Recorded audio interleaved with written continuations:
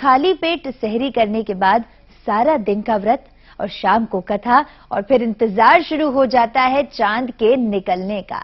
चांद जैसे ही निकलता है उसकी पूजा पूरी कर सुहागनें पति के हाथों पानी पीकर इस व्रत को खोलती हैं।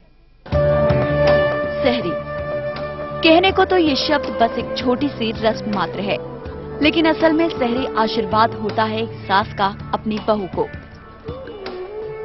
इस उम्मीद से कि जिस बेटे को उसने अब तक बड़े ही लाड दुलार और प्यार के साथ अपने पल्लू में दुनिया की हर बुरी नजर से बचाकर रखा, उसकी लंबी उम्र के लिए उसकी बहू उतने ही स्नेह और प्यार से उसके लिए सहरी को खाकर अपने करवा चौथ के व्रत की शुरुआत करे।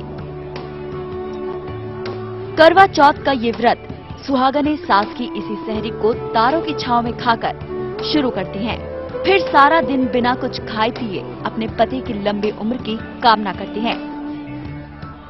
कुछ औरतें घर पर शाम के लिए पकवान बनाती हैं, तो कुछ हाथों में मेहंदी सजाती हैं। इस दिन सुहागनें भले ही सारा दिन कुछ ना खाए पिए हों, लेकिन शाम को उनके चेहरे की रौनक चांद से कुछ कम नहीं होती। कहते हैं आम दिनों में भले ही चांद समय से दिखे, लेकिन करवा चौथ के दिन चांद भी कुछ कम इंतजार नहीं कराता। धीरे धीरे चांद जैसे ही आसमान में चमकता है, सुहागनें पूजा की थाल के साथ छतों तक पहुंचती हैं। छन्नी के बीच में दिए की रोशनी से चांद की आरती और फिर छन्नी के बीच से अपने पिया को निहारना, फिर भगवान से उनकी लंबी उम्र की कामना कर उनके हाथों से व्रत को खोलकर स्त्रियां अपने को सौभाग्यशाली मानती हैं। पूरे दिन व्रत के बाद शाम की पूजा का बहुत महत्व माना जाता है।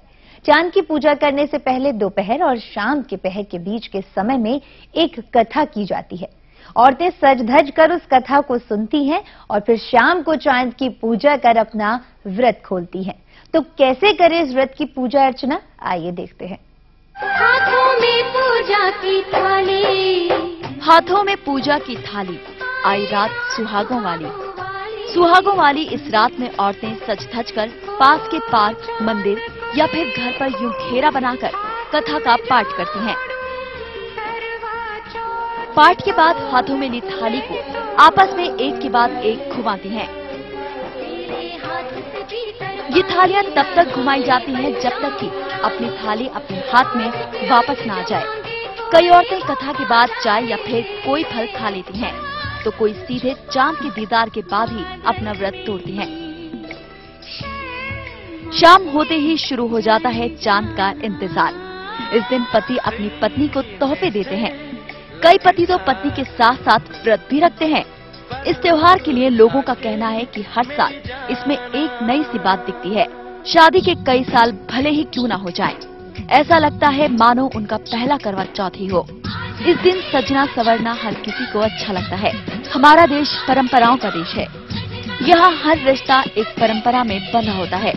परिवार समाज का आधार है और इससे जुड़ी कई परंपराएं समाज में देखने को मिलती हैं। आज भारतीय हिंदू समाज के सुहागनों के लिए ये बेहद खास दिन है। ये दिन करवा चौथ के नाम से जाना जाता है। हिंदू धर्म में करवा चौथ हर सुहागिन नारी के जीवन का सबसे अहम दिन होता है। प्राचीन समय में इसे सिर्फ हिंदू धर्म में मनाया जाता था, पर अब ये सभी धर्मों द्वारा सम्मान, स्नेह और उल्लास के साथ मनाया जाता है।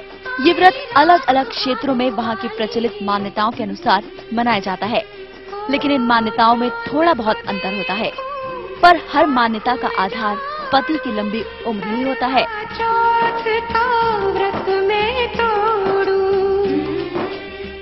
सदियों से करवा चौथ का व्रत पति की लंबी उम्र के लिए रखा जा रहा है और पूरी रीति रिवाज के साथ इस व्रत को मनाया भी जाता है। भले ही समय बदल गया हो, लेकिन सुहाग की कुशल कामना का पर्व करवा चौथ आज भी कायम है। लेकिन बदले स्वरूप के साथ आज इस पर आधुनिकता का रंग जरूर चढ़ा है, पर इसका महत्व और इस पर्व के प्रति स्त्रियों के मन में श्रद्धा आज तक खत्म नहीं हुई है। तो समय के साथ इस व्रत में क्या क्या बदलाव आए हैं, आइए देखते हैं। अपनी मांग सुहागन हो। हमारी परंपराएं सनातन काल से चली आ रही हैं। अब तो इन्हें केवल लोक परंपरा भी नहीं कहा जा सकता है, क्योंकि इनका रिश्ता पौराणिकता से जो है। लेकिन हमारे समाज की खासियत ये है कि हम परंपराओं में हमेशा कुछ न कुछ नया लाने की कोशिश करते हैं। कभी करवा चौथ पत्नी के